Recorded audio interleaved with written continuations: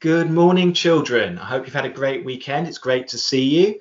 And we've really been enjoying seeing some of you back at school. So you may be watching this from your pod at school, or you may be watching this at home. Lots of you are still at home, but we're really looking forward to the fact that many more of you are going to be able to come back to school very, very soon. And it really will be great to see you. So the peace of the Lord be with you all. Let's say together, I will bless you with a future filled with hope, a future of success, not of suffering. Now, children, we've been looking at the theme of wisdom, and you can see here the wise and the foolish men who built their houses in different places, one on really strong foundations, which was a very wise choice, and one on sandy foundations, which proved to be a very foolish choice because his house ended up falling down as soon as it rained.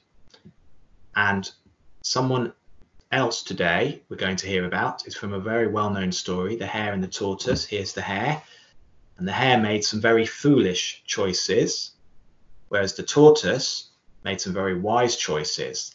Now, I know, children, that you know this story well, but it's a great story, and it reminds us about being wise, but also it reminds us about always trying our hardest, even if we find something difficult. So the hare was a real show-off. The hare was fast, and he used to show off about it all the time. The hare thought that he was the best at everything and would tell all the other animals about how brilliant he was. And he would often make fun of the tortoise, say how slow and bad he was at different things, always teasing him in front of the other animals. And one day he said, I could run so much faster than the tortoise. If we were in a race, I would beat him so easily. And the tortoise, rather than just getting on and eating his grass, thought, do you know what? I'm going to accept the challenge. And he said to the hare, okay, then let's have a race. Let's see. The hare couldn't believe it because the hare thought that he was by far the best and would easily win, and kept teasing the tortoise about it all the way up to the start of the race, the day when the race was going to take place. So there you can see all the animals ready at the start line. And there's the hare telling the tortoise how much he's going to beat him, how easily he's going to beat him. Tortoise is ready to do his best. And the race started. And sure enough, the hare charged off at a very fast rate and made great progress. You can see him there looking behind him. He can't even see the tortoise because the tortoise is so much slower. But then the hare, being the show-off that he was, and being overconfident, decided that he'd just have a bit of a rest. He thought to himself, I'm going so fast, I can easily beat that tortoise. The tortoise will never get to the finish line before I do. So I'm going to have a little sleep under this tree, which is what he did. You can see him there. There's a dream bubble. He's dreaming about winning that cup. But can you see in the distance, children, the tortoise is coming? Because whilst the hare was sleeping, the tortoise didn't stop. Yes, he was going slowly, but he just kept going. So he gradually made his way along the route, and he plodded past the hare, who was fast asleep, and reached the finish line before the hare even woke up. Then the hare woke up and ran towards the finish line, not realizing that the tortoise had already overtaken him. And he got there to find that he had lost the race because the tortoise, who could have a rest now because he'd finished the challenge, had beaten him. So the tortoise had showed great values of perseverance, which means always trying your hardest, and also not giving up. Whereas the hare, because he'd been so overconfident and such a show-off, had wasted his opportunity to win by having a sleep. Now, that story is a great story to tell at a time when we're preparing for our sports days. Now, of course, children, sadly, we can't have sports day like we normally have them, with everybody taking part together.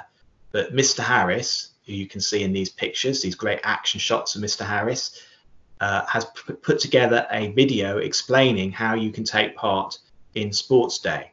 And Mr. Matthews is going to do the same for the infant children. But if you want to, infant children can have a look at the video that Mr. Harris has already produced, because it will give you lots of great ideas.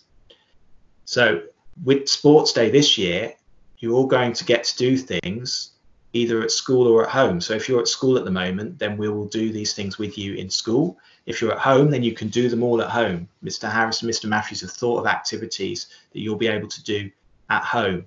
And we want you to time yourself and to let us know how long it takes you to do the different things, because then we'll be able to put together a table recording the results.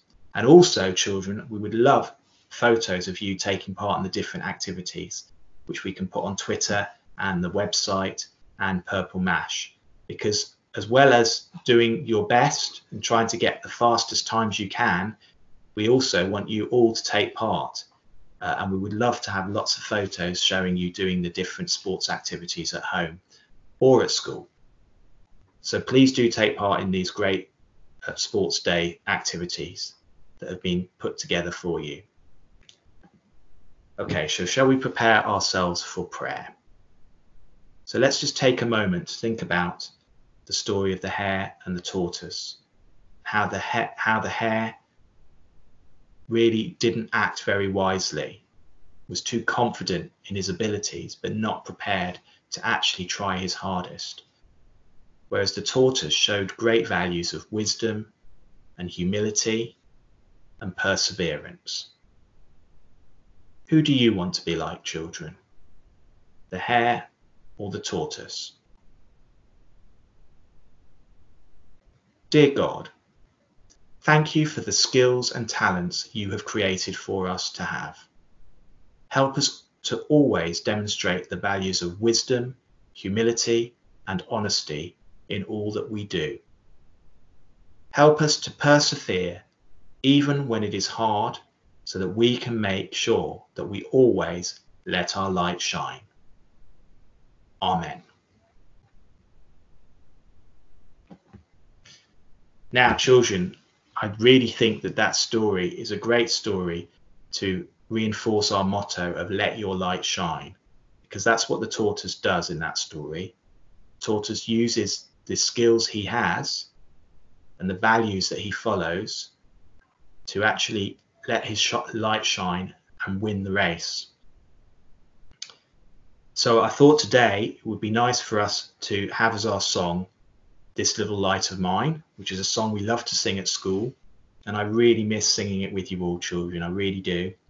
And I found a really good version which is sung by a choir called the Soweto Gospel Choir.